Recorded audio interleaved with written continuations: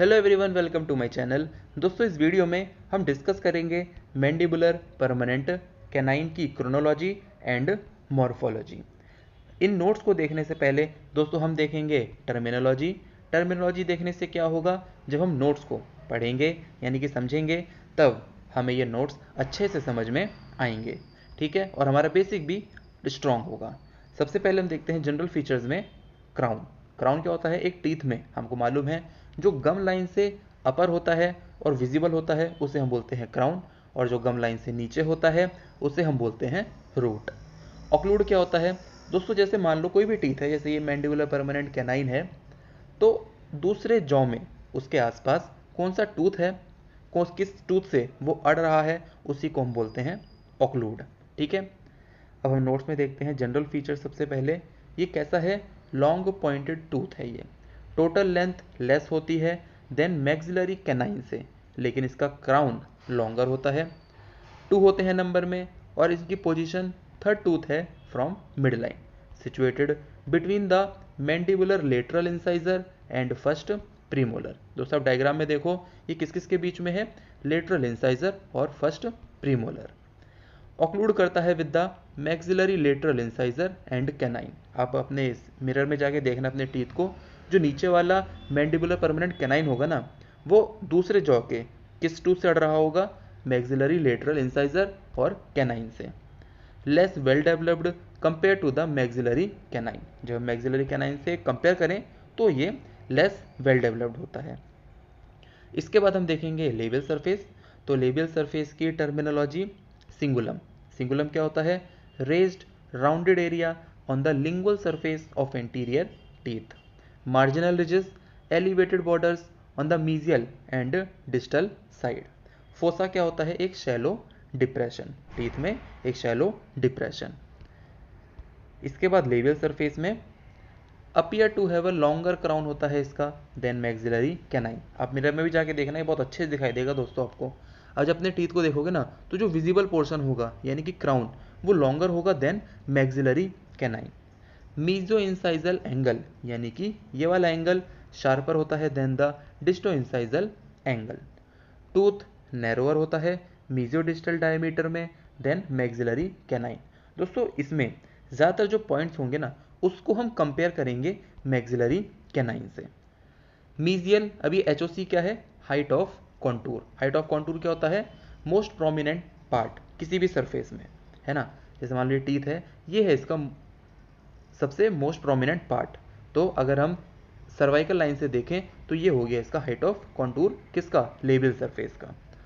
तो mesial height of contour is that incisal 1/3 of a tooth. यानी कि देखो ये 3 थर्ड होते हैं ना, इंसाइजल थर्ड, मिडल थर्ड और सर्वाइकल थर्ड। तो मीजियल की अगर हम हाइट ऑफ कॉन्टूर देखें तो कहाँ पर आती है? इंसाइजल 1/3 में।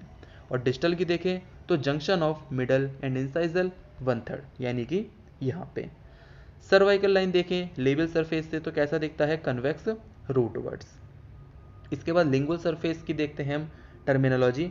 इसमें भी cingulum, marginal ridges, lingual fossa दोस्तों सेम है। बाकी सर्वाइकल लाइन क्या होता है? The boundary where the crown and root of the tooth meet करते हैं। इसके बाद लिंगुअल सरफेस में देखो ऑलमोस्ट फ्लैट होता है with a smooth and small cingulum. Poorly developed marginal ridges होती हैं। Lingual fossa is not very distinct, यानी कि देखो लिंगुअल सरफेस में लिंगुअल फोसा होता है ना, इसमें इतना डिस्टिंक्ट नहीं होता। ठीक है। सर्वाइकल लाइन कैसी होती है? Convex root words. Mesial and distal surface के लिए सबसे पहले हम टर्मिनोलॉजी देखते हैं दोस्तों। इससे क्या होता है, हमें नोट्स पढ़ना काफ़ी ज़्यादा ईजी हो जाता है ना। मीजियो डिस्टल डायमीटर, यानी कि मीजल से लेके डिस्टल तक का डायमीटर। लेबियोलिंगल, लेबियल से लेके डायमीटर, सॉरी लेबियल सरफेस से लेके लिंगुअल तक का diameter. Cusp tip, pointed tip of the tooth's crown. और incisal edge, the cutting edge of the tooth, particularly in incisors and canines, है ना। क्योंकि हम इंसाइजल एज किन टीथ में यूज़ करते हैं? इंसाइजर और कैनाइन में। क्योंकि प्रीमोलर और मोलर्स में क्या यूज़ किया जाता है? ऑक्लूजल एज, है ना, ऑक्लूजल सरफेस। ठीक है, ये हो गया। मीजियल एंड डिस्टल सरफेस में labial and lingual curvatures are less marked होते हैं। किससे? Upper canine with a thin incisal edge होती है, इंसाइजल एज कम होती है और लेबियल एंड लिंगुअल कर्वेचर्स कम होते हैं इसमें। सर्वाइकल लाइन डिप करती है मोर एपाइकली। देखो सर्वाइकल लाइन एपाइकली ज़्यादा डिप करती है on the mesial aspect than on the distal aspect. Mesial contact area at a higher level पे होता है than the distal contact area which is more cervically placed होता है, यानी कि नीचे की तरफ। Both surfaces have a wedge shaped outline होती है, ठीक है। इसके बाद इंसाइजल एस्पेक्ट। इंसाइजल एस्पेक्ट के लिए क्या है, इंसाइजल एस्पेक्ट की टर्मिनोलॉजी दोस्तों यहाँ पे नहीं है ना, क्योंकि ये बहुत काफ़ी छोटा सा है। देखो mesiodistal diameter is less than labiolingual diameter, यानी कि इस वाले डायमीटर से क्या कम होता है, लेबियोलिंगुअल डायमीटर, यानी कि मीजियोडिस्टल डायमीटर कम होता है इसके लेबियोलिंगुअल डायमीटर से। cusp tip is not sharp.